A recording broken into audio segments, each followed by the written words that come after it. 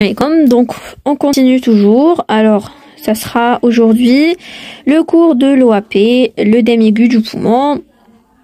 C'est une complication très très grave. Ça peut être une complication de l'insuffisance cardiaque gauche. Donc ça a une cause hémodynamique. Ou bien, c'est une origine lésionnelle, c'est-à-dire il y a eu une lésion au niveau du poumon, au niveau de la membrane, plus précisément au niveau de la membrane alvéolo-pulmonaire. Donc, alors, on a parlé de la membrane alvéolo-capillaire. C'est quoi cette membrane? C'est le siège des échanges gazeux, voilà, qui vont se passer entre l'alvéole qui va ramener de l'oxygène et va se débarrasser du CO2, et avec cet échange, il va se passer avec le capillaire sanguin qui va ramener du CO2. Donc voilà, c'est l'artère pulmonaire, enfin pas l'artère oui, va venir du ventricule droit, ensuite l'artère, voilà, ensuite on aura des capillaires. Pour les capillaires, donc voilà, ils vont ramener du CO2 qui sera donc éliminé. Donc ça c'est, voilà, on est en train d'expliquer les phénomènes de l'hématose. L'hématose, c'est ça, c'est les échanges gazeux qui se passent au niveau de la membrane alvéolo-capillaire. De quoi elle est composée cette membrane? Alors, on a 4 constituants très importants. En commençant par l'endothélium capillaire ici, donc c'est le capillaire sanguin, fait des cellules endothéliales, voilà. Ensuite, on a l'épithélium alvéolaire, c'est-à-dire l'alvéole. Elle est formée par l'épithélium, il est formé par des pneumocytes membraneux, granuleux et des macrophages. Voilà. Entre l'alvéole et le capillaire sanguin, on a un espace qu'on appelle l'interstitium. C'est un tissu conjonctif, voilà, il est formé de cellules macrophages, etc. Donc voilà, c'est un quart de la surface, toute la surface. Il est formé par de l'eau extravasculaire. Bon, donc ça c'est les 3 constituants. On a un quatrième constituant qui est très très important, c'est le film liquidien ou bien le surfactant. En fait, le surfactant c'est une substance tensioactive lubrifiante, c'est un film, voilà, liquidien, qui va empêcher le collapsus des alvéoles. Yani les alvéoles mais ils te laisseront ما بعضهم, ils auront toujours حاكمين la forme تاعهم اللي هي un sac. Ils vont toujours garder la forme de sac, et donc ça c'est grâce au surfactant. Si on n'a pas un surfactant par exemple, dû à voilà, il est né comme ça ou là, d'autres étiologies, donc on dit l'inondation alvéolaire, donc on dit un collapsus alvéolaire et un collapsus alvéolaire et qui sera à l'origine d'un syndrome de distress respiratoire aigu, et c'est très grave. Voilà, le surfactant il est très très important. Alors il est sécrété par les pneumocytes granules. Voilà, dès l'origine alors, normalement, à l'état physiologique, il y a toujours un équilibre entre les forces qui tendent à faire sortir le liquide mené le capillaire sanguin, ou les forces qui s'empêchent, ou les forces qui sont dirigées en sens inverse. يعني عندي des forces اللي يعاونوا باش يخرجوا لي le liquide, وعندي des forces اللي ما يقبلوش يطبعوا هذاك le liquide ما يخليوهش يخرج. حنا toujours à l'état physiologique, il y a un équilibre entre les deux forces, mais bien sûr حنا نهضروا على la physiopathologie, donc il y a un déséquilibre. Le déséquilibre, on va voir pourquoi il est créé. L'essentiel, donc là, l'équilibre. Donc, on a 2 formules qui sont très importantes. On a le flux sortant. Et comment on va le calculer? C'est en fait le coefficient de perméabilité dans le cas fois la pression de capillaire pulmonaire, ou la pression hydrostatique, plus la pression oncotique interstitielle, moins voilà la pression interstitielle, plus l'essentiel c'est une pression voilà oncotique pulmonaire. Bon, c'est une formule juste pour calculer le flux sortant et pour comprendre la relation entre les composantes ou les pressions. Voilà. La deuxième formule, qui va beaucoup plus expliquer l'œdème. Voilà, qui va expliquer l'œdème, la physiopathologie de l'origine théophysique. Donc, on dit le Q', c'est l'accumulation du liquide. Elle représente l'accumulation du liquide dans le secteur interstitiel. Parce que voilà, tout d'abord, l'œdème, il commence par un œdème. C'est la sortie, bien sûr, du liquide, du sérum. Donc, tout d'abord, on a dit un œdème interstitiel. On a dit l'accumulation au niveau de l'interstitium. Voilà l'interstitium, où est-ce qu'il est? Voilà. Pour mieux expliquer, donc, à l'interstitium, vous voyez en bleu, donc c'est entre l'alvéole et le capillaire sanguin. Donc ça commence ici, tout d'abord un œdème. Ensuite, l'œdème, il peut diffuser et aller jusqu'aux alvéoles. Et donc là, ça va créer un œdème alvéolaire qui va inonder les alvéoles. Voilà. Donc, on dit le Q, c'est le flux sortant, moins le Q lymphatique. C'est quoi le Q lymphatique? C'est le débit lymphatique. Allez, parce que vous voyez ici, donc faites le schéma, on dit un vaisseau lymphatique. Un vaisseau lymphatique, c'est quoi le rôle تاعو هنايا? Eh bien, le vaisseau lymphatique, il va drainer l'excès de liquide.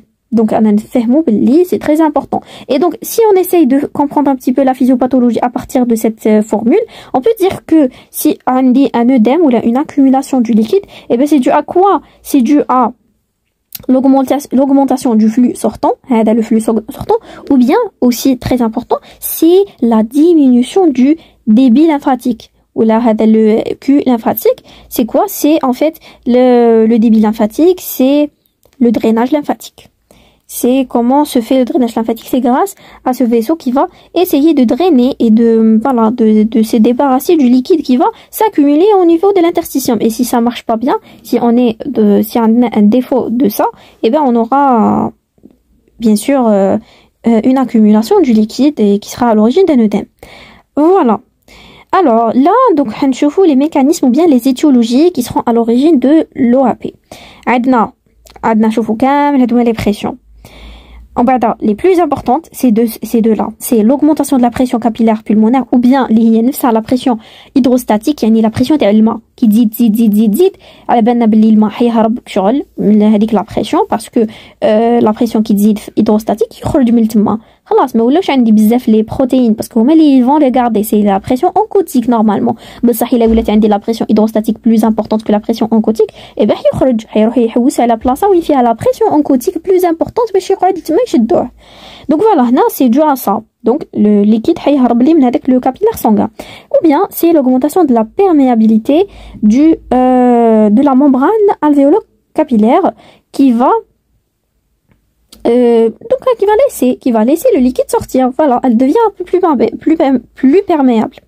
D'autres mécanismes, bien sûr, on dit l'augmentation de la pression oncotique interstitielle. Au niveau de l'interstitium, on dit bzaf les protéines, et la pression oncotique, donc elle va attirer le liquide. Ou bien diminution de la pression hydrostatique interstitielle. Voilà, diminution le liquide barra hydrostatique. Donc il va attirer l'eau technique. L'eau حتروح لي وين كاين ما كاش بزاف الماء تروح لتما باش زعما دير لي équilibre. Et malheureusement les inondations ou bien diminution de la pression oncotique pulmonaire ou la capillaire. C'est quoi? C'est qui يكونش عندي بزاف les protéines اللي هما responsables تاع de la pression oncotique. donc ما يكونوش عندي بزاف et bien sûr que هيهرب منهم الماء ما كاش بزاف ما كاش اللي حيشدوا. ou bien voilà diminution تاع le débit lymphatique. Et donc c'est un défaut, il y a le drainage des vaisseaux lymphatiques, ce qui va permettre l'accumulation de liquide de l'interstitium. Donc voilà, c'est les causes. Pour la physiopathologie, donc on a soit un œdème aigu pulmonaire dû à un problème hémodynamique, c'est-à-dire c'est une origine surtout cardiaque ou la vasculaire, ou bien c'est un œdème lésionnel, d'origine directement au niveau des poumons. Il y a eu une lésion. Alors, juste pour voir la différence entre les deux et pouvoir différencier les deux. Donc, l'hémodynamique, on dit augmentation de la pression capillaire, c'est-à-dire augmentation de la pression hydrostatique. On dit bzaf le liquide. Donc, l'augmentation de la pression, avec le liquide. Donc, si on compare les deux. Alors que lésionnel, on dit une pression capillaire normale. On dit normal, il n'y a pas de problème là-dessus. C'est une destruction, la lésion, c'est une destruction de la membrane alvéolo-capillaire. Et واش حدير لي destruction تاع la membrane واش حتولي perméable اللي يخرج يقدر كلشي يجوز. Donc augmentation de la perméabilité, vous voyez, augmentation du cas où la pression capillaire pulmonaire reste toujours normale, il n'y a pas de problème. Mais voilà, donc il y a eu une destruction. Tani haja, c'est la teneur en protide. Hémodynamique, la teneur en protide du liquide, le liquide qui va sortir, elle est basse. Elle est basse, parce que derrière le vaisseau capillaire, on a la pression hydrostatique. La pression oncotique est هابطة. ما عنديش بزاف les protéines. Donc les protéines la teneur تاعهم elle est basse. Le liquide qui va sortir en cas de d'OAP hémodynamique. d'accord, مانيش بزاف les protides parce que عندي بزاف la pression hydrostatique ماشي la pression oncotique. Par contre ici c'est le contraire, هنا la teneur va être plus importante parce que d'ailleurs déjà في ليزيونير نقولوا بلي la membrane حتولي لي perméable, حيولي كلشي يخرج, même les protides ils peuvent sortir et donc حتولي لي un liquide هدايا qui va s'accumuler, il sera riche en protides. Autre chose, donc maintenant j'ai deux stades, ça va évoluer en deux stades phlébodynamiques, c'est tout d'abord un œdème interstitiel, yani progressif, interstitiel, puis il va arriver aux alvéoles et ça va créer un œdème alvéolaire et une inondation alvéolaire. Donc là aussi j'ai mis l'exemple le Covid-19 pendant la crise sanitaire, le Covid-19, bien sûr on a tous assisté à ça, et ben كانوا يمدوا لهم كانت هذه la complication la plus grave كانوا يموتوا بها بزاف. ça attaqué les poumons. هدايا le virus تاع كورونا كان ياتاكي les poumons, ويدير ليه de la lésion etc. et donc malheureusement ça a créé un effet Shunt vrai qui est très très vrai, qui est un Shunt vrai. voilà حنا عندنا effet Shunt. je vais expliquer ça la dire pour les bata. Qu'est-ce que j'allais dire?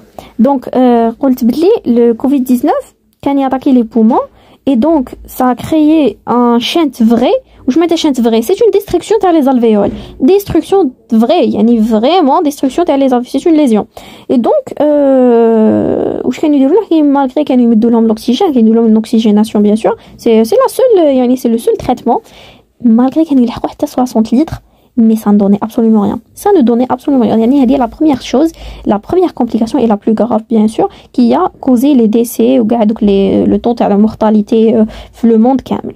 Et ben voilà, c'est dû à ça. Vous voyez, c'est l'OAP. Donc voilà, donc comment ça va évoluer la lésion? C'est directement œdème alvéolaire. Lésion, yani la membrane تتكسرت كامل lésion, donc directement يروح les liquides يروح لي inondation dans les alvéolaires, pas de la progressivité etc. Alors c'est une insuffisance respiratoire aiguë qui sera donc malheureusement le poumon تاعنا حيسيي يدير une compensation ولا une adaptation, حيدير لي une fibrose, يعني باش يدير لي cicatrice تاع interstitielle هذاك. Mais ça sera l'origine le syndrome de détresse respiratoire aiguë, voilà, qui est technique très très grave. C'est une détresse respiratoire. Alors voilà, là je pourrais expliquer la différence entre le shunt et le vrai shunt, le shunt vrai. عندنا effet shunt, يعني effet qui نقولوا effet sur le pseudo, زعما نقولوا pseudo shunt, c'est pas vrai. بصح عندي shunt vrai. Le shunt هدايا واش معناتها؟ c'est une destruction تاع l'alvéole, soit تكون incomplète, c'est l'effet shunt, يعني مش تاع الصح شغل incomplète, ولا تكون vrai. إلا كانت vrai, c'est une complète, donc l'alvéole va être complètement collabée. Vous voyez, يعني يكونوا كامل détruite و يتلاصقوا كامل دوك les alvéoles. خلاص ما تقوليش كاينه كامل une structure اللي نعرفوها تاع les sacs وكامل. non, حيولوا كاع inondation etc. c'est collapsus. هذه هي collapsus تاع les alvéoles. Alors que l'effet shunt c'est alvéole incomplètement collabé. تاني حاجة حتكون عندي diminution تاع la ventilation, mais on peut la corriger. L'effet shunt, on peut la corriger, on va donner de l'oxygène et ça va se corriger. هذه بصح في l'effet le shunt vrai, c'est une destruction, pas de ventilation, il y a pas de ventilation. On donne l'oxygène mais ça se corrige pas. Ça se corrige pas. كما قلنا c'est l'exemple تاع Covid. On donnait jusqu'à 60 litres malheureusement, mais ça ne donnait absolument aucun résultat. Donc voilà. Alors pour le diagnostic, donc qu'est-ce qu'on va trouver à l'examen clinique? Donc pour l'œdème hémodynamique, comment il est caractérisé? Par quoi il est caractérisé? Une angoisse, une dyspnée, une orthopnée, c'est-à-dire une gêne respiratoire en décubitus dorsal, des grésillements, laryngée, voilà, une toux quinteuse, voilà, qui est sèche, puis elle sera accompagnée avec des expectorations qui sont mousseuses et rosées. علاش rosée parce que يكون عندي شويه ماشي hémoptysie, on va pas dire une hémoptysie, mais quelques crachats de sang. Voilà, c'est pour ça ils deviennent rosés et c'est dû à la présence un petit peu les gouttes de sang.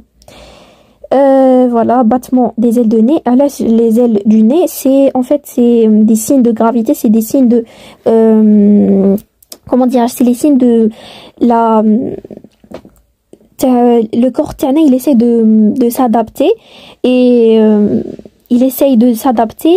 C'est des signes de, comment dirais-je, donc c'est des signes de gravité, de tirage, peut-être je dirais tirage, mais l'essentiel c'est la participation.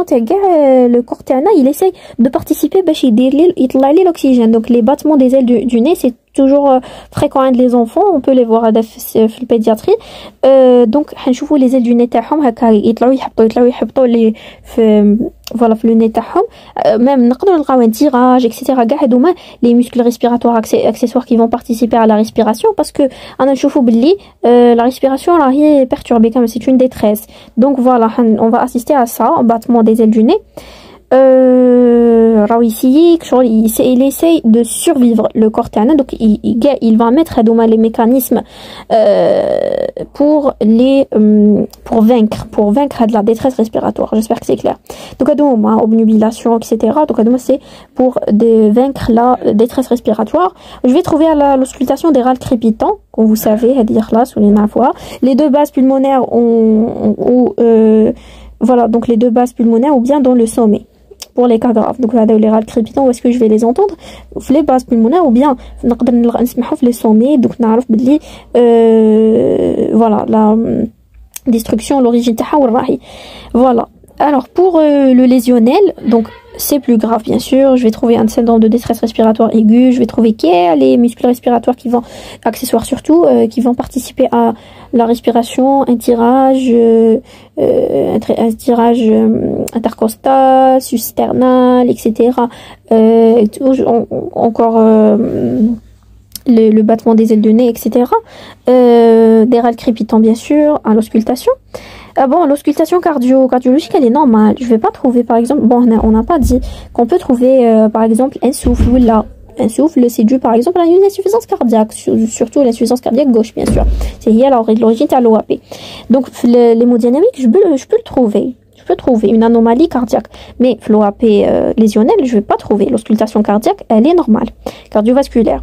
Alors, l'interrogatoire ne trouve pas une cardiopathie. Je vais pas trouver une cardiopathie dans les antécédents.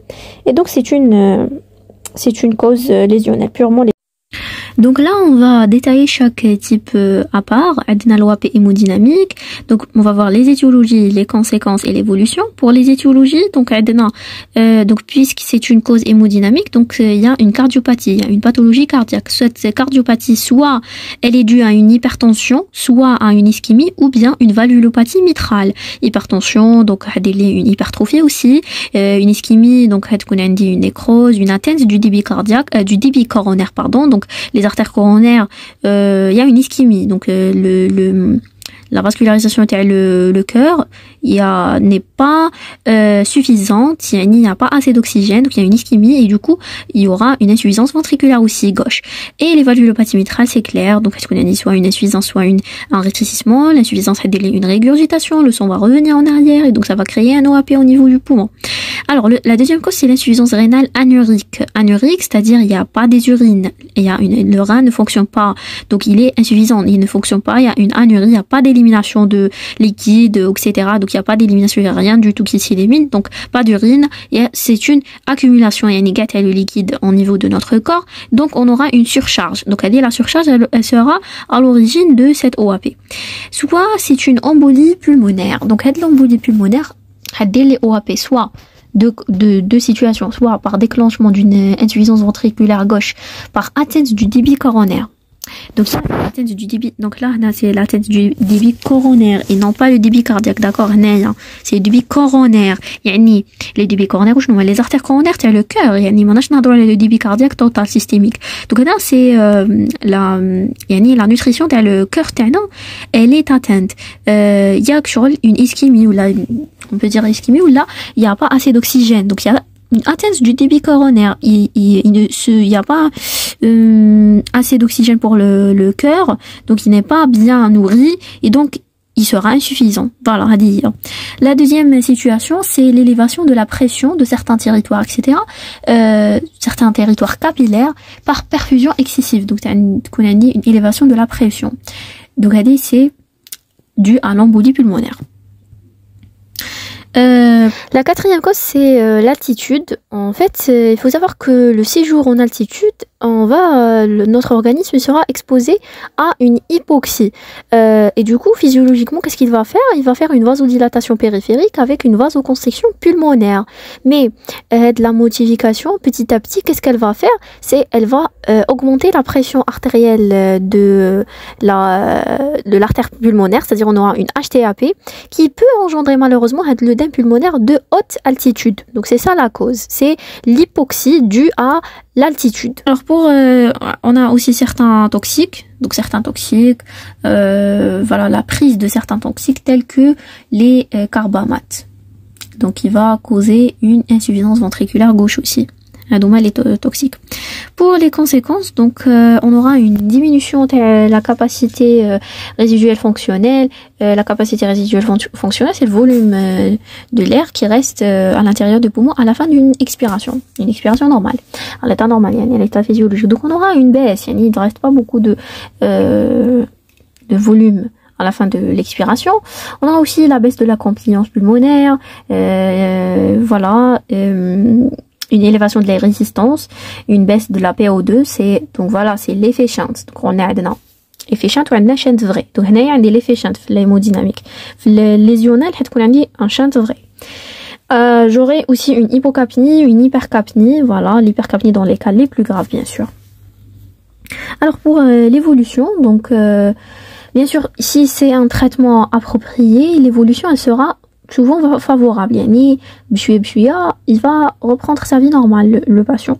Mais malheureusement, malgré l'évolution est favorable, si on prend pas c'est une prise thérapeutique trop tardive ou là une forme suraiguë asphyxique, l'évolution peut aller vers la mort, malheureusement. Voilà. Alors donc là, pour l'OAP lésionnelle, donc le deuxième type, donc qu'est-ce qu'on a ici pour les étiologies? On a des infections. Écoutez, donc pour l'OAP lésionnelle, sachez très bien que la cause principale ou l'atteinte directe, c'est les pneumopathies, les maladies ou les pathologies qui touchent le poumon, parce qu'il y a une lésion. Ou là, les causes secondaires ou les atteintes indirectes sont surtout dues à des inflammations, des réactions inflammatoires, une accumulation intracapillaire de leucocytes, plaquettes, etc. et donner une inflammation. D'accord. Donc voilà, c'est une atteinte directe par les pneumopathies, comme quoi, donc des septicémies, des infections graves, même le choc anaphylactique et le choc septique peuvent provoquer cette lésion de la membrane alvéolo-capillaire. C'est ça la lésion, c'est la membrane alvéolo-capillaire. Aussi pneumocoque, donc le germe c'est le pneumocoque, aussi il peut donner ça. Aussi donc il y a deux choses que je dois expliquer, c'est le syndrome de Mendelssohn et l'inhalation non, c'est pas l'inhalation de gastox, c'est l'embolie graisseuse. Pour le syndrome de Mendelssohn, c'est j'ai écrit néant entre parenthèses sujet inconscient, c'est pour se rappeler lorsqu'il s'agit d'un sujet inconscient, il est en coma ou là, il est en décubitus dorsal, là il est allongé, il est alité, voilà, hospitalisé. Donc il va y avoir le reflux, on peut dire le RGO, le reflux gastro-œsophagien. Donc le reflux il est inconscient, il va inhaler, avec le liquide gastrique. Et que le liquide gastrique il est acide, donc l'acidité elle va provoquer une destruction de la membrane alvéolo-capillaire, les poumons, etc. Donc on aura la lésion. Voilà, pour le syndrome de Mendelssohn. Pour les embolies graisseuses, bon, l'inhalation de gaz toxique, c'est clair. Le gaz toxique a une toxicité au niveau des poumons, donc on aura une lésion. Pour les embolies graisseuses, qu'est-ce que c'est que ça? Alors, j'ai mis une fracture pour se rappeler. Lorsqu'on a une fracture, à la d'ailleurs, on doit se rappeler un petit peu la structure d'un os normal. La structure de l'os, c'est il est formé, surtout on parle des os longs, la diaphystana, elle est formée à l'intérieur par de la moelle osseuse. La moelle osseuse rouge et la moelle osseuse jaune. Pour la jaune, c'est la graisseuse. Qu'est-ce qu'on va trouver? Donc on va trouver de la graisse. Il a contenu une fracture. Donc si on une l'athérosclérose. C'est quoi l'athérosclérose? C'est l'accumulation des lipides ou du LDL cholestérol au niveau de l'intima, voilà, de la paroi des capillaires sanguins. Pour l'athérosclérose. Donc là, c'est presque la même chose.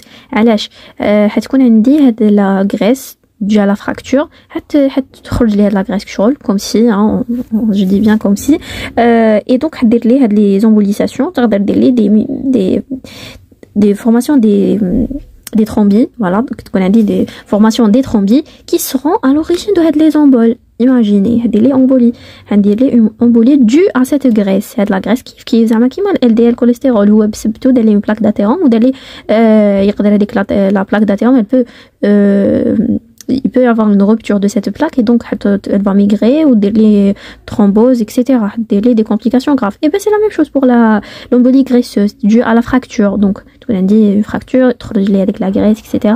Donc, on aura cette embolisation ou là une embolie graisseuse due à une fracture. Donc, là, il faut juste se rappeler que les causes principales, c'est des pneumopathies, c'est dû à des septicémies ou là des germes graves, des infections. Et la cause indirecte, il y a latente indirecte ou la secondaire, c'est secondaire à des inflammations, des réactions inflammatoires, voilà. Alors pour l'évolution, donc ça va évoluer en trois phases. Tout d'abord, on a l'OAP brutale, aiguë, voilà, asphyxique. Ensuite, on aura une lésion inflammatoire avec œdème et tout. Et troisièmement, on aura une fibrose pulmonaire chronique. Le poumon, il a une adaptation et tout. Mais malheureusement, l'adaptation a des complications, a une fibrose. C'est une cicatrisation. De la lésion, de la rupture, de la destruction de la membrane alvéolo-capillaire. Donc, il va faire une cicatrisation, mais cette cicatrisation, elle va compliquer les choses et elle sera à l'origine d'un syndrome de détresse respiratoire aiguë. Alors, les complications. Toujours, on aura une diminution de la capacité respiratoire, la capacité résiduelle fonctionnelle et diminution de la compliance. C'est dû à la fibrose. Voilà, donc il est bien rigide, le poumon. Voilà, bien, le poumon, il est élastique et tout. Donc là, il devient... voilà, il est fibrosé. Une hypoxémie par un vrai shunt. Donc là, on aura un vrai shunt. Vous savez, l'hémodynamique, c'était un effet shunt, mais le vrai shunt, donc c'est une vraie destruction des alvéoles et c'est une hypoventilation avec une vraie destruction des alvéoles qui sera avant lésionnelle. Pour les examens complémentaires, pour l'OAP hémodynamique, on commence par ça. Tout d'abord, on va faire une radio. Bon, voilà, je sais pas si ça suit un ordre chronologique. L'essentiel, on va faire une radio, on va faire une gazométrie, on va faire le CG bien sûr et l'écho-doppler cardiaque et avec un cathétérisme droit. Pour la radiographie, qu'est-ce qu'on va trouver? Donc, on va trouver une opacification, bien sûr. Je vais trouver une opacification alvéolaire des aspects en aile de papillon. Vous savez, donc les poumons à la radio, on va toujours les voir noirs. Parce qu'ils sont remplis d'air. Ils sont remplis de l'air. Mais lorsque ça devient, comment dirais-je, condensé, il y a une condensation pulmonaire, c'est-à-dire il y a beaucoup de liquide, une congestion, etc. Ça devient opaque. C'est ça l'opacité. C'est dû à quoi? Alors, je vais trouver de ces aspects précis, spécifiques à l'OAP, c'est les lignes de Curley et c'est les lignes de Curley maintenant دي œdème interstitiel ونلقى ثاني l'opacification alvéolaire هي تعطيني aile de papillon يعني جناحتين تاع لي papillons هما نلقاهم في هاد l'aspect نعرف بلي عندي OAP. Aussi je vais trouver une cardiomégalie علاش parce que c'est l'hémodynamique تفكروا بلي عندنا في l'OAP hémodynamique donc c'est peut-être عندي une insuffisance cardiaque gauche, une hypertrophie, etc. Pour la gazométrie, je vais trouver une hypoxémie, une hypocapnie et pour les cas graves, je vais trouver une hypercapnie. Parce que une hypercapnie, maintenant, on a بزاف CO2. صح احنا في hypocapnie maintenant كاين élimine le CO2 mais qui prend une hypercapnie là c'est plus grave. Et ben écoutez parce que si donc, par exemple je vais vous donner un exemple. Si je vois le patient là en polypnée etc. Alors il essaye de vaincre, il essaye de survivre à survivre à la détresse respiratoire. Il essaye de s'adapter, de compenser etc.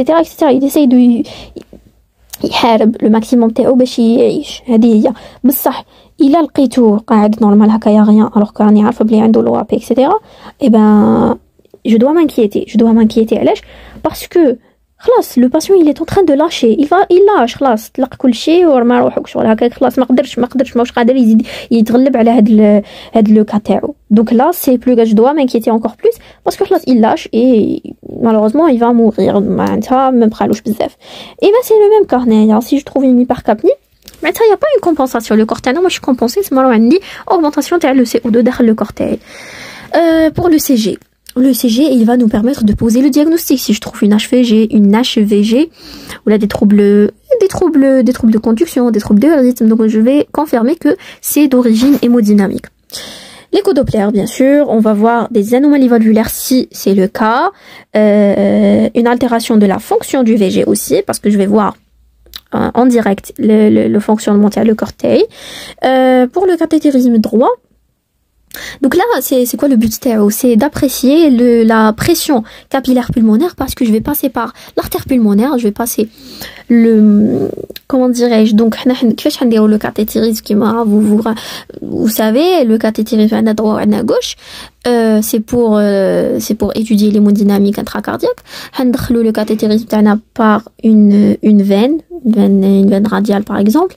ندخلوا la veine cave supérieure, من la veine cave supérieure ندخلوا داخل l'atrium droit, ensuite le ventricule droit. Le ventricule droit, je vais passer vers l'artère pulmonaire. L'artère pulmonaire, les capillaires pulmonaires. Donc, je vais pouvoir, bien sûr, le cathétérisme, les pressions intracardiaques. Donc, on va voir la pression à travers le cathétérisme droit. Je vais apprécier la pression capillaire pulmonaire pour différencier. Est-ce que la pression capillaire pulmonaire, c'est l'OAP hémodynamique. C'est l'OAP lésionnel, d'accord? Voilà, donc c'est pour différencier l'OAP lésionnel et hémodynamique. Donc si c'est augmenté, c'est hémodynamique, si c'est bas, c'est un OAP lésionnel. Alors je vais aussi, peut-être on peut trouver une hypertension artérielle pulmonaire et également augmentation de l'index cardiaque. Donc l'index cardiaque, c'est le rapport du débit cardiaque par minute, bien sûr, divisé par la surface corporelle. Donc je vais le trouver augmenté en cas de cause hémodynamique. Alors pour les examens complémentaires de l'OAP lésionnel, alors à la radio, donc je vais faire une radio, une gazométrie, le CG, écho Doppler et un cathétérisme droit. Il y a les mêmes examens complémentaires. Pour la radio, une opacité, bien sûr, une opacité interstitielle puis alvéolaire. Donc l'essentiel, je vais toujours trouver une opacité qui est bilatérale, bien sûr, c'est ce qui caractérise le poumon blond. Il est blond complètement, il est bilatéral. Alors la gazométrie, qu'est-ce que je vais trouver? Donc c'est tout ce qui est donc oxygène, etc. Une hypoxémie sévère. Alors ça c'est important aussi. On va faire une oxygénothérapie, mais qui est à fort débit, mais ça donne rien, sans effet. C'est le chant vrai. Ça va nous permettre de savoir que c'est lésionnel. Une hypocapnie constante et une hypercapnie, c'est un mauvais pronostic. Il a un mauvais pronostic et c'est une évolution mais j'ai bénigne malheureusement, c'est pas bénigne, c'est pas bénin parce que voilà, il lâche, il est en train de lâcher malheureusement. Pour le CG, aucun renseignement à lâche parce que le CG, fait des caractéristiques à l'hémodynamique, donc c'est lésionnel. Moi je vais pas trouver une lésion cardiaque. Pour l'écho Doppler, bon, c'est aucun renseignement également, il n'y a pas de problème au niveau du cœur, c'est au niveau des poumons le problème. Alors pour le cathétérisme droit, qu'est-ce que je vais trouver? Je vais trouver une pression capillaire pulmonaire normale. C'est la pression hydrostatique, elle est normale. Le problème, le cœur, je vais confirmer. Voilà, vous pouvez modifier. Bon, l'essentiel, elle est normale, la pression. Je vais trouver une hypertension, peut-être une hypertension artérielle pulmonaire, elle dit toujours. Index cardiaque, encore une fois, il est augmenté. Et le shunt, il est très très élevé. Voilà, le shunt vrai, il est très très élevé. Voilà, ça va me permettre de différencier encore une fois le cathétérisme entre le lésionnel et l'hémodynamique. Alors, le traitement, toujours, c'est l'oxygénation, c'est la ventilation, intubation. Donc voilà, on va faire ça. Et traiter les complications de l'OAP. Pour le traitement hadith lésionnel, pour le traitement de l'OAP hémodynamique, donc on dit encore le poumon et encore le cœur. Vous voyez. Donc, on va dire une oxygénation. Voilà. Pour la soustraction liquidienne, donc on va donner des diurétiques qui sont rapides, bien sûr, comme le furosémide qui va éliminer rapidement le liquide intrapulmonaire, une vasodilatation, de la morphine. Aussi, on va faire de la saignée. C'est quoi la saignée? C'est une pratique historique. Elle est ancienne.